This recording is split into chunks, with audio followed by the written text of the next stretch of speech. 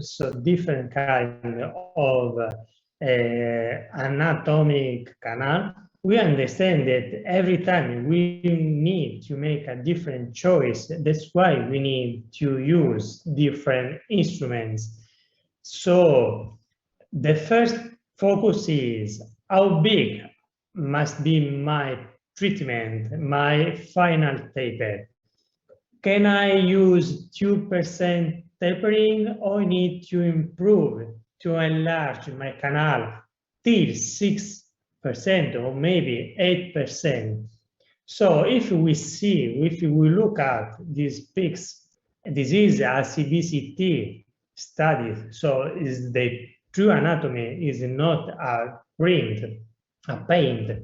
So do you want to translate? Yeah. Yeah, I translate the part of it.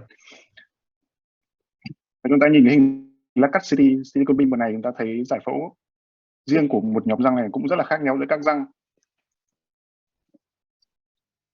Và sự khác nhau giải phẫu này đòi hỏi chúng ta phải có sự lựa chọn dụng cụ đúng đắn. Và một trong những yếu tố khi chúng ta lựa chọn dụng cụ là độ thuôn của dụng cụ chúng ta sẽ là bao nhiêu cho vừa đủ. Có thể là 2% có đủ không, hoặc là 4%, hoặc là 6%, hoặc có thể lên được 8%. Okay. Okay. Can you hear me clearly? So when we see this kind of study, we understand that our canal is not regular, it's not circular, but sometimes its shape is completely different, is wide, sometimes long.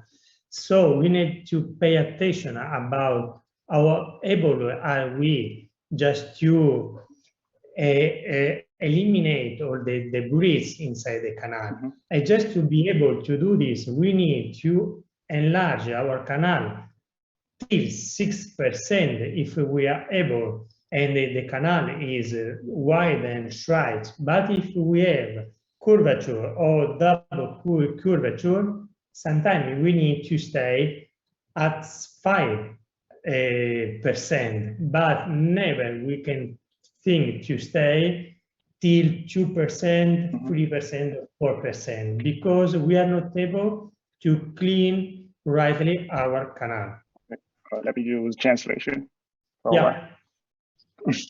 Chúng ta nhìn vào cái phần hình ảnh dưới, chúng ta thấy là cái giải phẫu, cái hình dạng cắt ngang của chúng ta trên từng lát cắt của các răng là rất khác nhau, và chúng hiếm khi là hình tròn một cách hoàn hảo.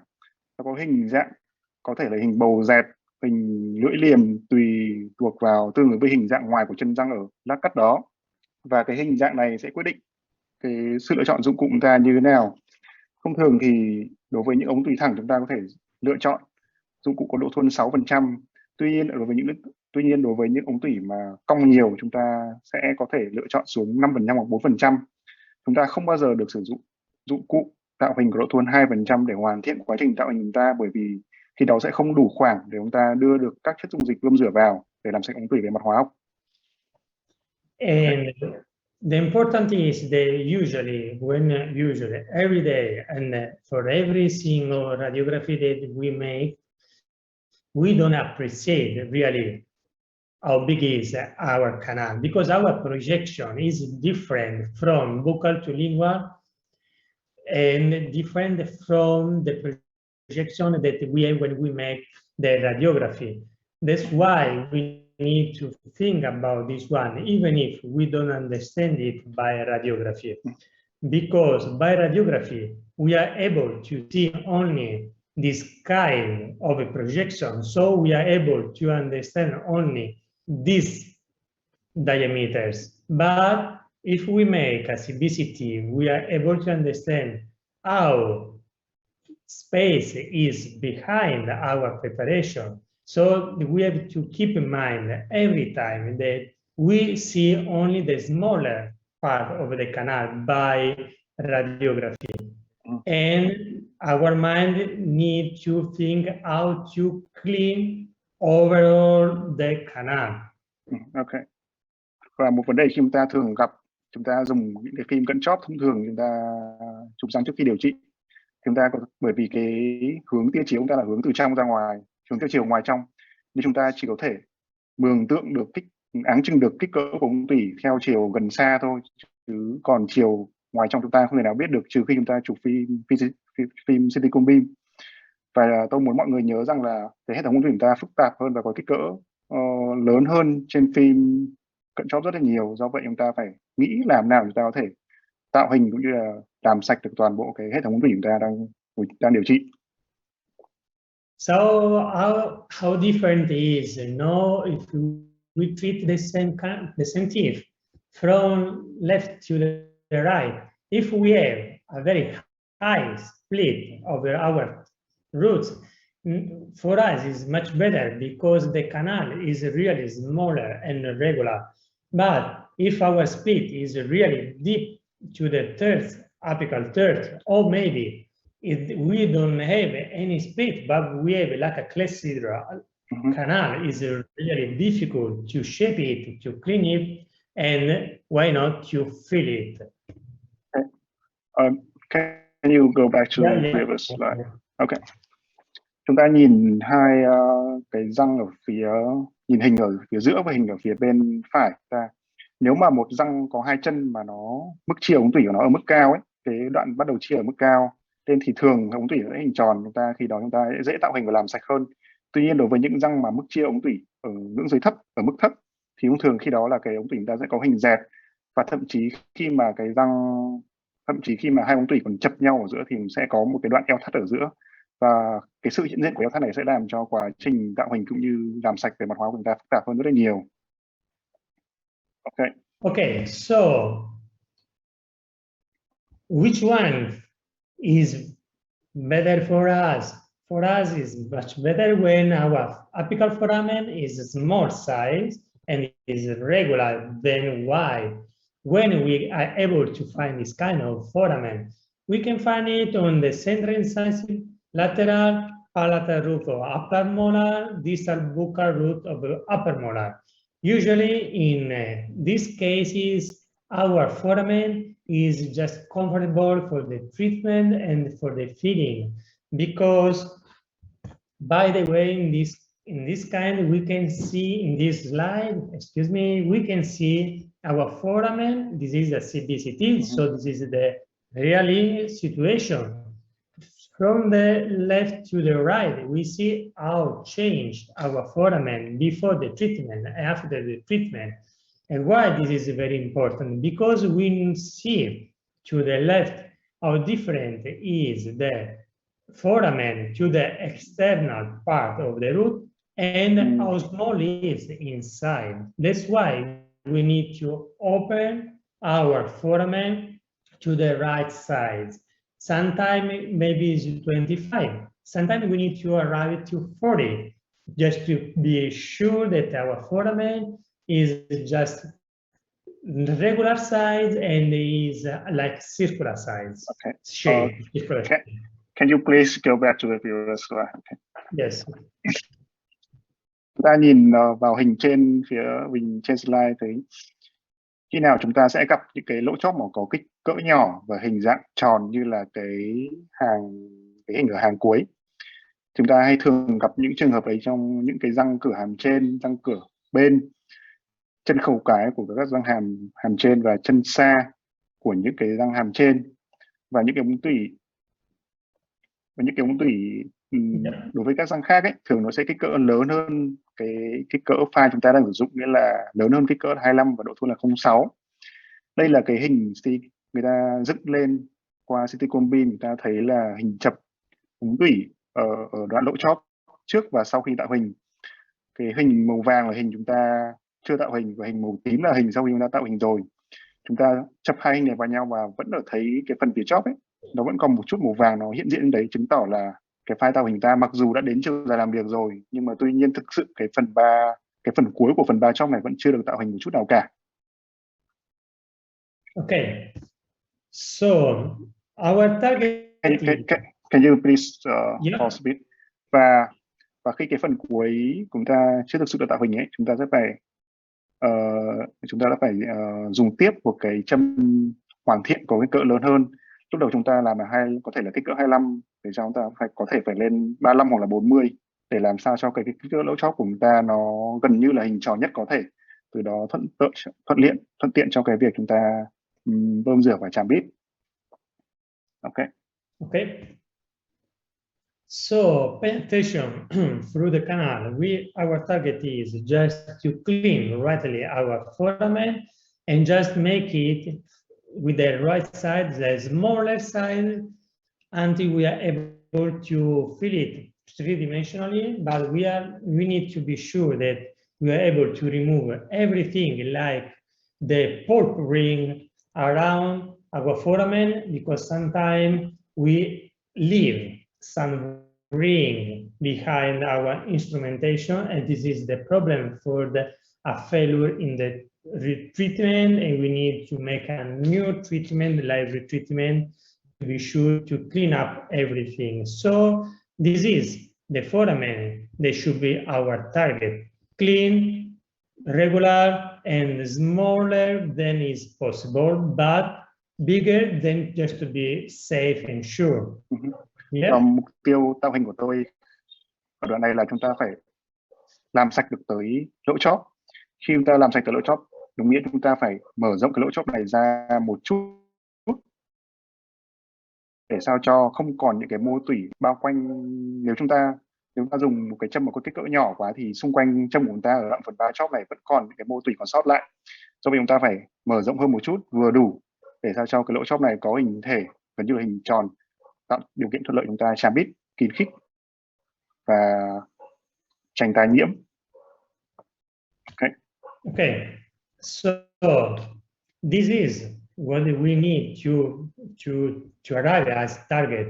Just that our gutta percha should be like our foramen, and our sealer must be really a small layer around the gutta percha and between gutta percha and foramen. We can't have so many sealer around the gutta percha, because we know that the most important target is that our gutta percha expanded and go to filling, thank you to the sealer, three-dimensionally our foramen. So our target is have this kind of foramen, regular, circular, able to keep like tag back our gutta percha. Vậy mục tiêu chúng ta khi tạo hình lỗ chóp đến một cái hình gần như là tròn như vậy thì chúng ta có kích cỡ gutta percha tương ứng với nó để ra cho cái sealer xung quanh cái gutta percha là ít nhất có thể. Bởi vì khi chúng ta hàn nhiệt ấy, thì cái phần gutta percha ở cái đoạn chóp này sẽ hơi giãn nở ra một chút và từ đó sẽ chán mít kín khít phần ba chóp này.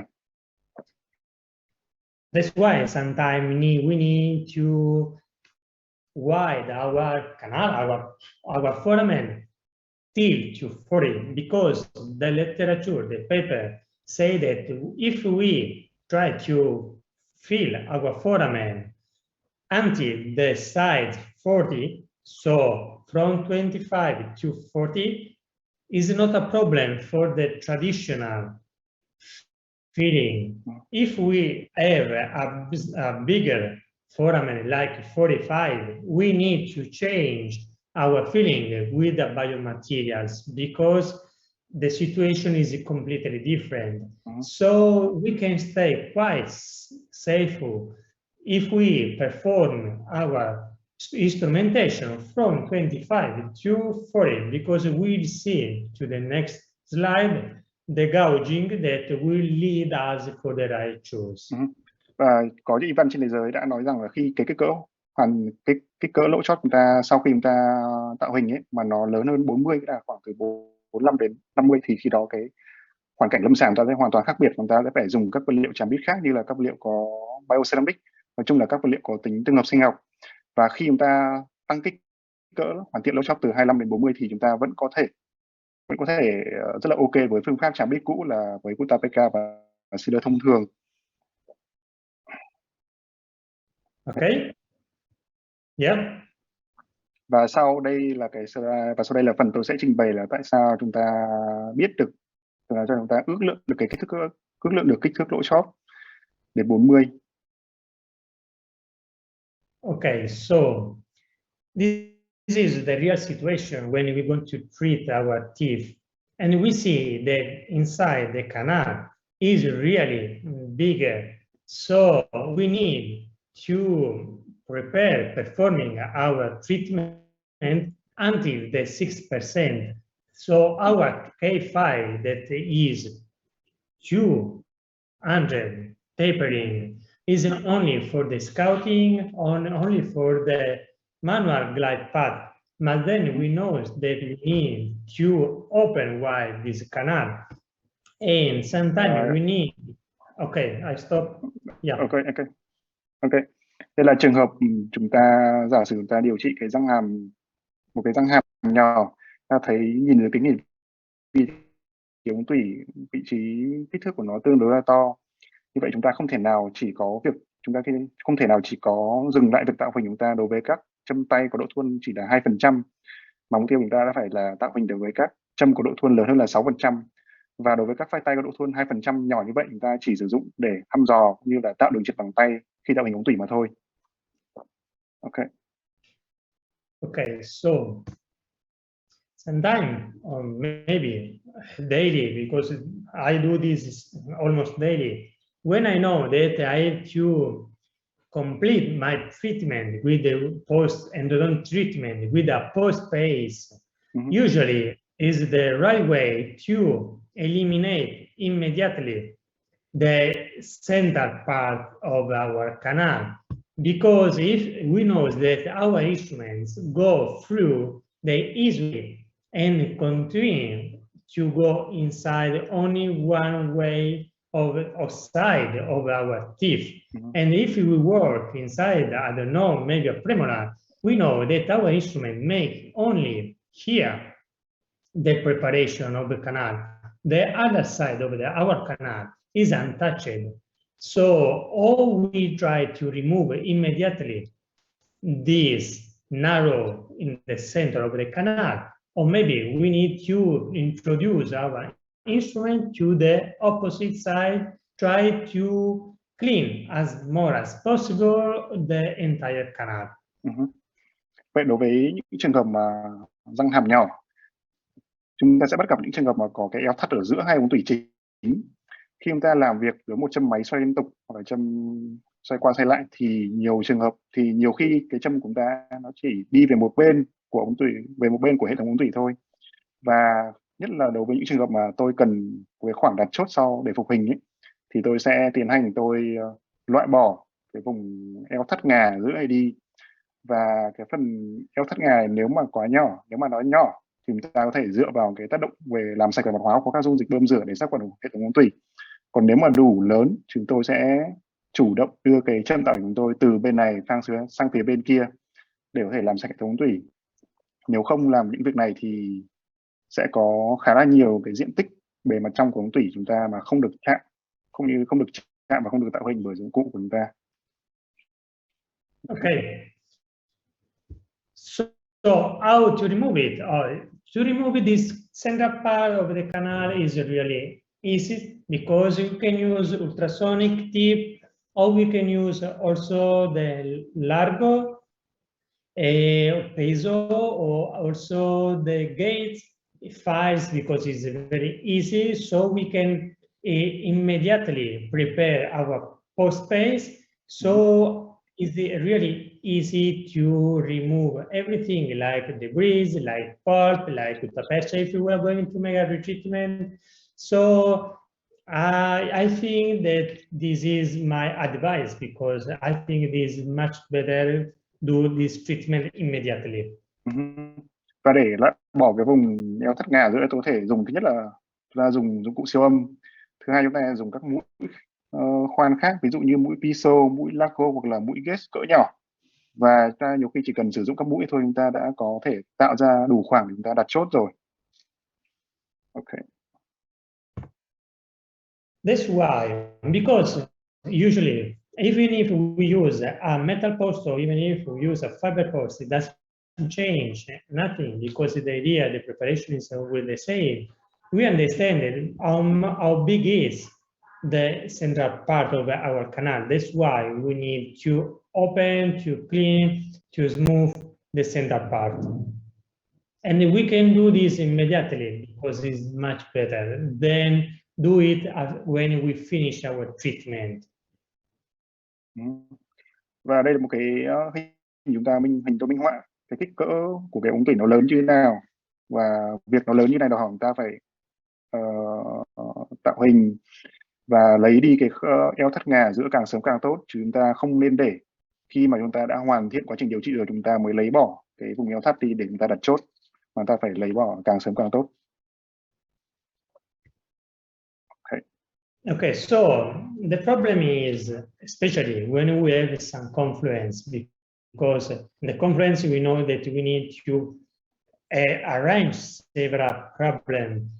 The first one is to choose the right instrumentation. That's why the S-Blue file of Perfect is the best choice in a case like this, because when we have a several curvature, or maybe like this, we have a confluence, we need some instruments that are able to follow correctly the canal, because we know that every instrument, when you go through the canal, bring with us the hypochlorite from the coronal part to the apical. So if we have this kind of martensitic instrument like the S-Blue file, we are able, and we know that this file follow the right anatomical side shape and go through the hypochlorite.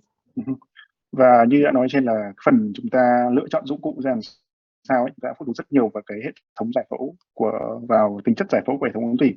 Đối với những trường hợp mà có hệ thống ống tủy nối nhau, như là những chỗ chiều cong nhiều như trên hình, thì tôi sẽ lựa chọn cái dụng cụ mà ở pha martensite khi sử dụng ở trong ống tủy, và một trong những cái dụng cụ đó là tên là S-Blue. Nó có khả năng đi theo cái giải phẫu tự nhiên ống tủy, và khi dụng cụ tạo hình ta đi được theo giải phẫu nguyên thủy của ống tủy, chúng ta sẽ tạo điều kiện cho các dung dịch bơm rửa chúng ta đi vào và làm sạch. So, okay, Schiller so many times alone say that it's most important what we keep out from our canal than what we put inside, because we need to clean from bacteria, from pus, from everything. So it's very important this, because we know that almost 40 and 16% of our failure of endodontic treatment is due for the incomplete phase of the disinfection. That's why we know that it's very important to open the lateral canal, obtain the right disinfection of the canal, and especially, as I told you so many times, we need to clean the untouched part of the roots by chemical treatment, because our instruments sometimes are not able to arrange, to prepare completely the canal. So the minimum efficient paper for endodontic field is 5 or 6%. 6% if it's normal, 5% if it's curved. Như bác sĩ Schiller đã nói rất nhiều lần là việc chúng ta làm sạch ống tủy rất là quan trọng hơn, gần như là quan trọng hơn việc chúng ta hàn nó. Thì thực sự là như vậy, đến khoảng từ 14 đến 16% các trường hợp điều trị thất bại, điều trị nối nhá thất bại có nguyên nhân là do chúng ta không thể nào làm sạch được tốt hệ thống ống tủy chúng ta. Và một trong những cái yêu cầu chúng ta làm sạch là chúng ta phải mở được các ống tủy phụ bên, mở được các ống tủy bên. Chúng ta phải làm sạch về mặt hóa học những cái bề mặt mà dụng cụ tạo hình chúng ta không thể nào chạm tới được trong hệ thống ống tủy. Và khi đó thì cái dụng cụ mà có độ thuần tối ưu để tạo hình chúng ta sẽ có là độ thuần từ 5 đến 6%. Yeah. Yes. Okay. This is an Italian paper where they studied how small is the treatment only by a K5 with 2% of tapering.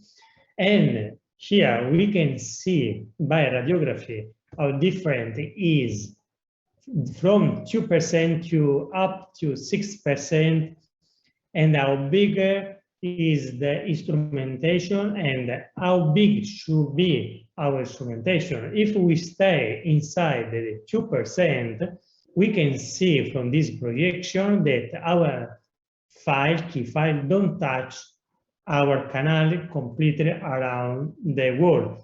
Even if here, I don't know if you see the arrow. Yes, the arrow, you see the arrow, yes? Yes.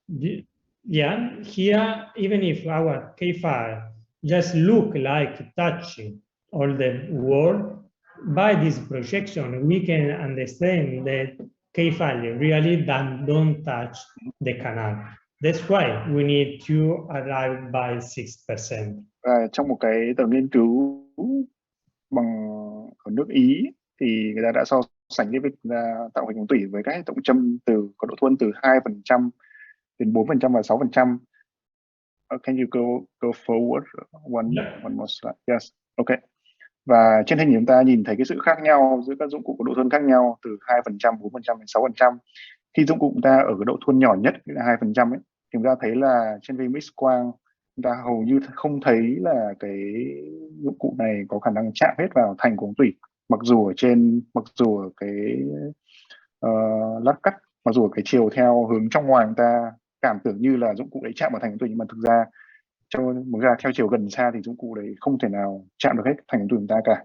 Như vậy đây là cái lý do chúng ta cần phải tạo hình được với dụng cụ độ thuần là 6%.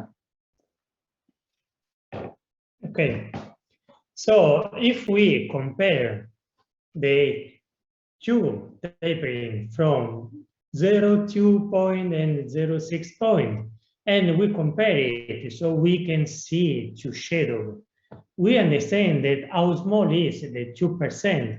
That's why we can't stay only lower tapering, but we need to go to up to 6. And what we can see here also is a very really important place of this slide. The foramen, if we see, is just gonna be hid by our instrumentation. But in this case, because this is a vitro studies, is not by patients, yes, it is clear. I just played with different instrumentation. This kind of instrumentation is 6 point, is a austenitic alloy, so it's really strong, and usually the austenitic file try to be straight again. And if we see the foramen, we can see how high is now, how big is, how is the transportation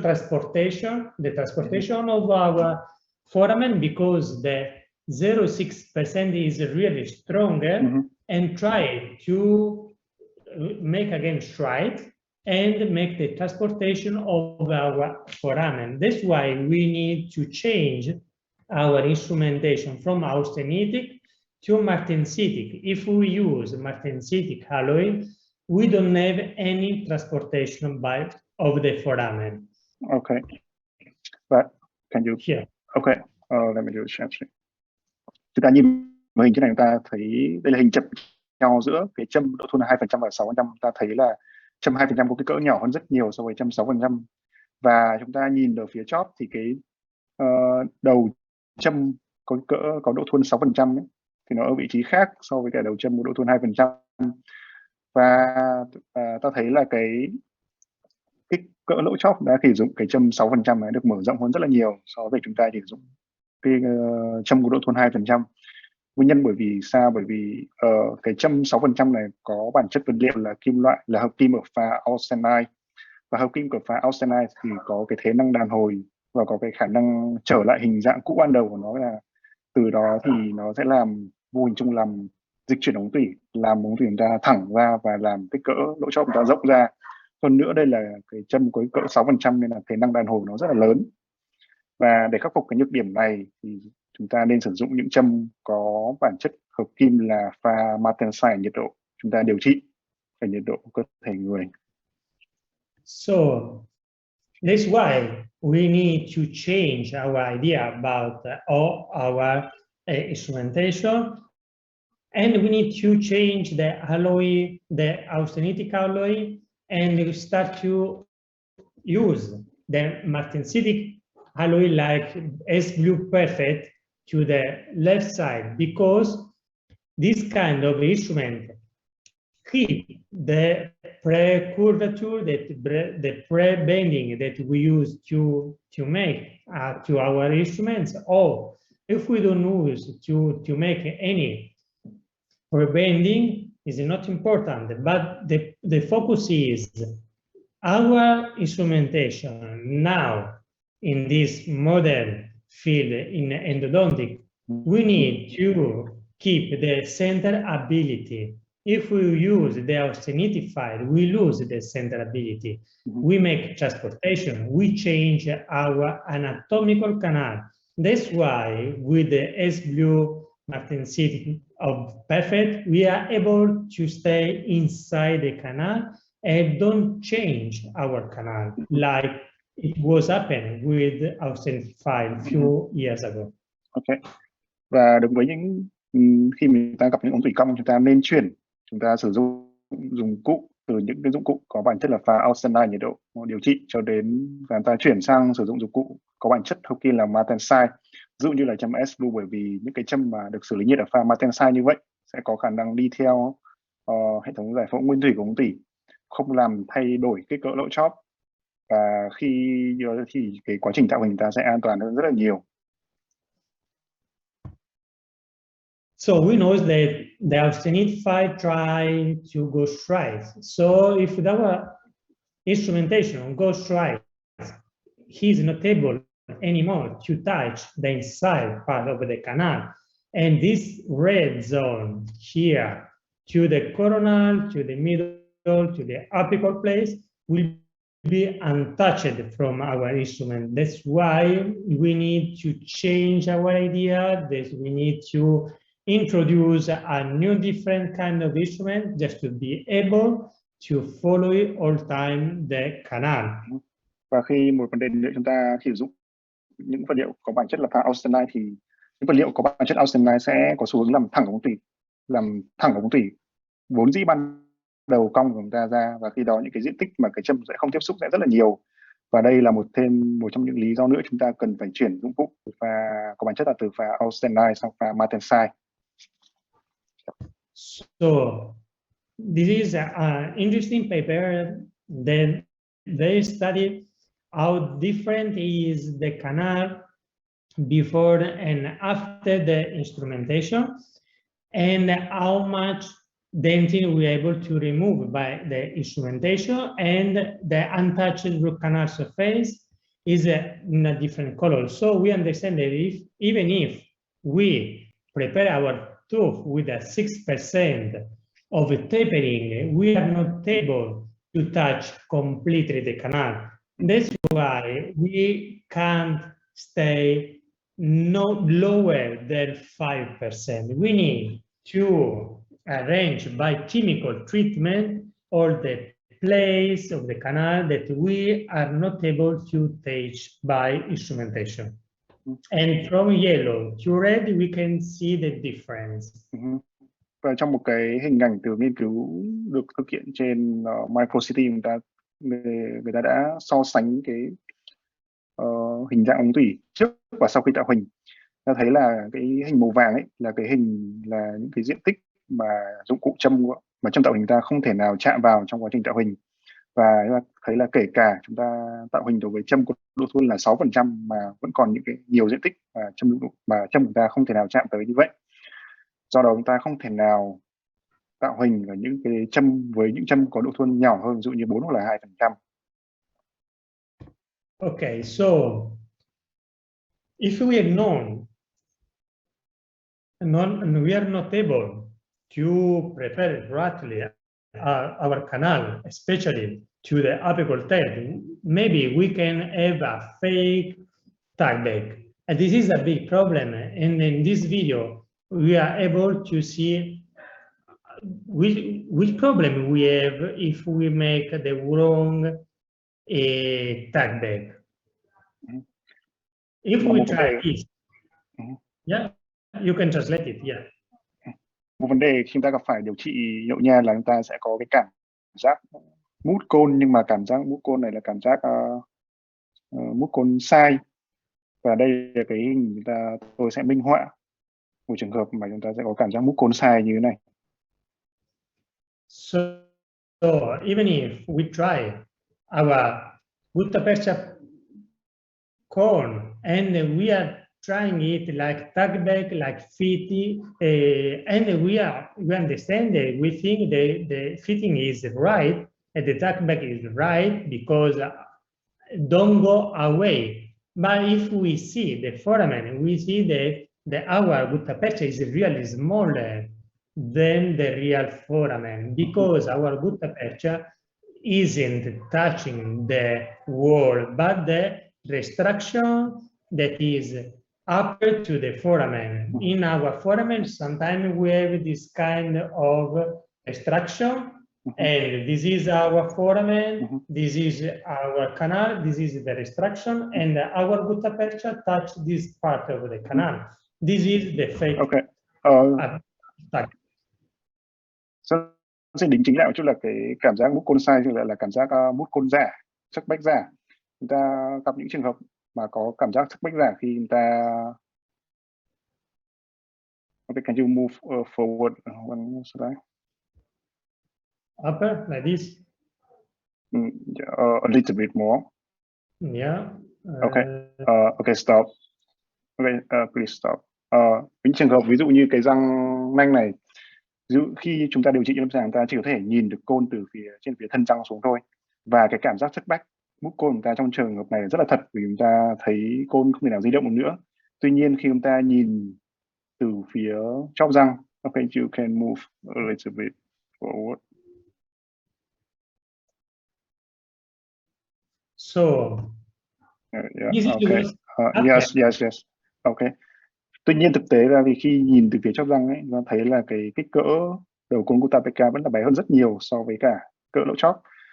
Giải thích cho điều này khi là hệ thống của chúng ta ở gần phần ba chóp ấy có một đoạn thắt, và khi chúng ta có cảm giác mút côn ấy, chẳng qua là bởi vì là cái côn của chúng ta chạm vào cái phần eo thắt đấy. Okay. Can you move forward? Okay. So this is what's happened when we make a tag back, but we performing the wrong therapy. Our gutta percha just touch this place of the wall, and we feel it rightly. But when we go with our touching it going with the warm point to make the vertical condensation, like something like this, we just go over, because yes, we feel the entire canal, but our gutta percha began really sweet and go over, because it's not the real foramen. This is the restriction, the construction, the construction that we have before the foramen. And we saw it in the previous slide, if you remember. Và đối với những trường hợp như này, khi chúng ta có cảm giác sắc bách giả như này, và khi chúng ta nhầm tưởng đây là cảm giác sắc bách thật, thì chúng ta sẽ tiến hành tràn bít ống tủy ngay. Tuy nhiên khi chúng ta tràn bít ống tủy với phương pháp lèn dọc nóng ấy, thì sẽ rất có nhiều khả năng là gutta percha chúng ta sẽ đi ra ngoài vùng nha chu, bởi vì trong quá trình hàn dọc nóng chúng ta dùng cái đầu torsion heat, cái đầu hàn nhiệt chúng ta đưa vào tới phần ba chóp này, thì cái gutta percha sẽ mềm ra và có khả năng đi ra ngoài vùng chóp. Bởi vì đây chỉ là một cái điểm thắt trên hệ thống của chúng ta thôi, chứ không phải là lỗ chóp thật sự của chúng ta. Okay. So what we need to perform, to be sure, we need to remove this construction by instrumentation using the visual gouging, and let we save about this kind of instrumentation. So we need to change our canal from the left side to the right side, where we eliminate completely the construction, and the small diameters that we have through the entire canal is just the foramen. And this is what we can see by instrumentation. Here, yeah. Okay. Và chúng ta khi tạo hình chúng ta cần phải loại bỏ cái điểm eo thắt này đi, để từ cái hình phía bên trái chúng ta trở nên, sau khi tạo hình chúng ta không nên ở hình bên trái mà kết quả tạo hình chúng ta phải gần giống như hình bên phải. Và để có cái kết quả này chúng ta sẽ dựa vào một việc chúng ta làm, đó là mang tên chúng ta ước lượng kích cỡ lỗ chóp như thế nào. Okay, you can move forward. Okay, you can move. Okay.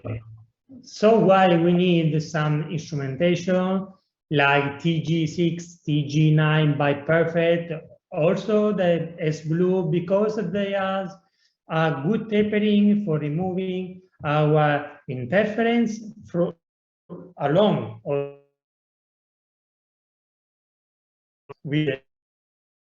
we are able to remove interference. So we can see how different is our visual gouging in case like this.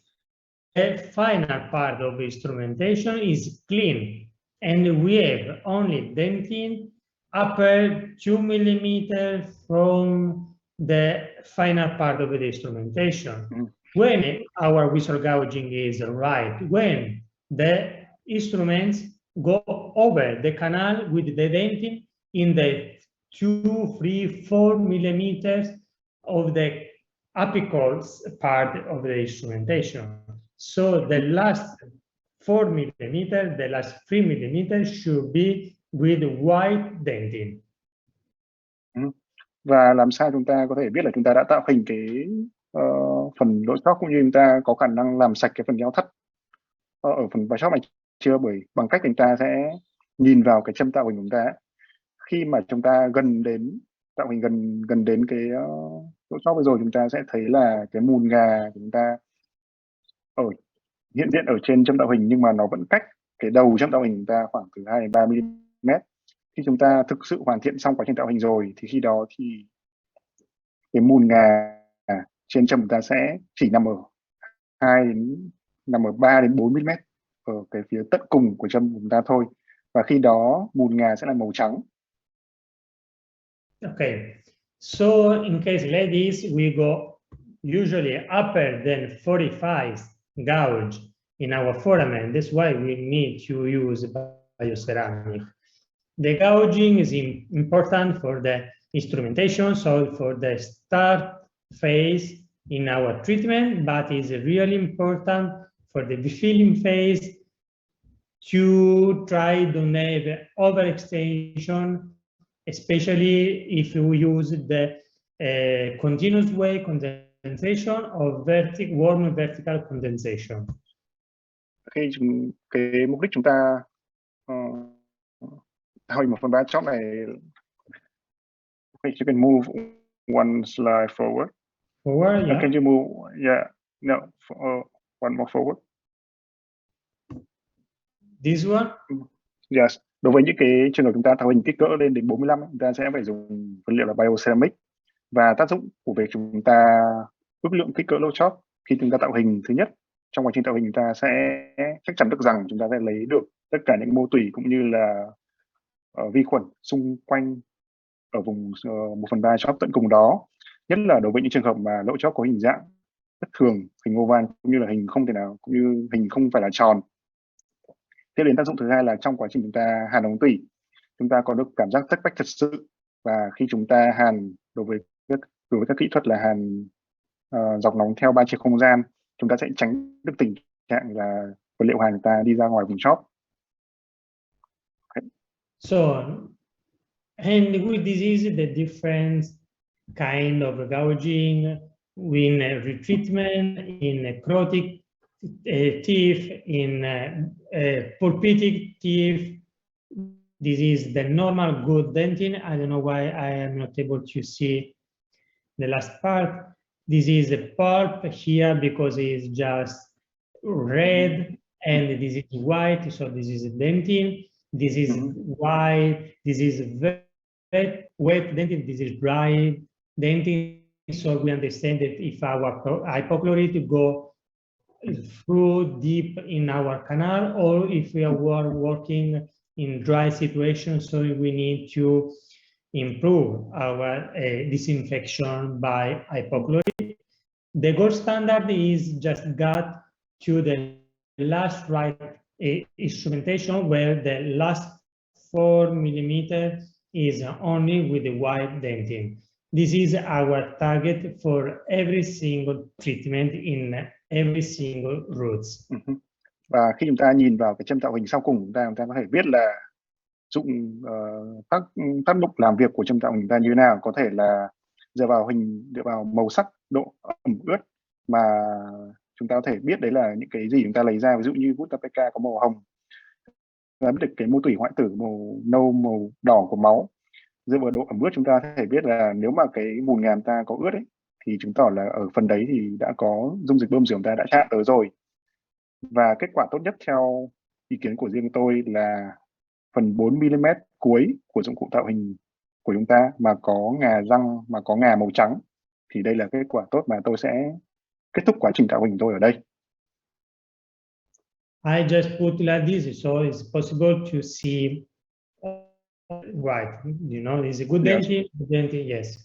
So I don't know why I lose it. So now that we talk about our root and we walked through the coronal third, middle third, apical third, and the foramen, we are able to understand about the instrumentation and about, I don't know, retreatment file from perfect or S-blue file from perfect or the gold alloy from perfect. Because now we are able to understand what the root canal needs in every single case. This is a case of mine that I have a failure. Here I'm going to explain you why, because now I understand what's happened. Do you want to translate it? Yeah? Okay. Đây là một ví dụ cho trường hợp mà tôi đã thất bại, và tôi sẽ giải thích thêm cho các bạn vì sao mà tôi thất bại trong trường hợp này.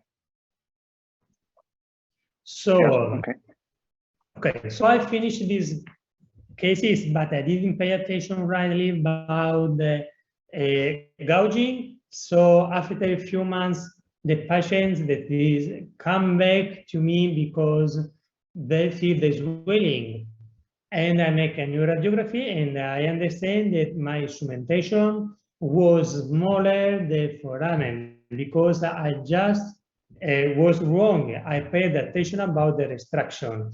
So I decided to make it again. And by the RT gold, we are able to retreat very easy the canal, but it was a dentin of mine, so I used to remove only the distal part of my roots.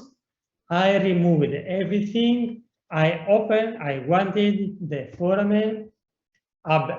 I don't know if it was 18. I don't know if it was really wide, if it was bigger. Then I filled it by MTA.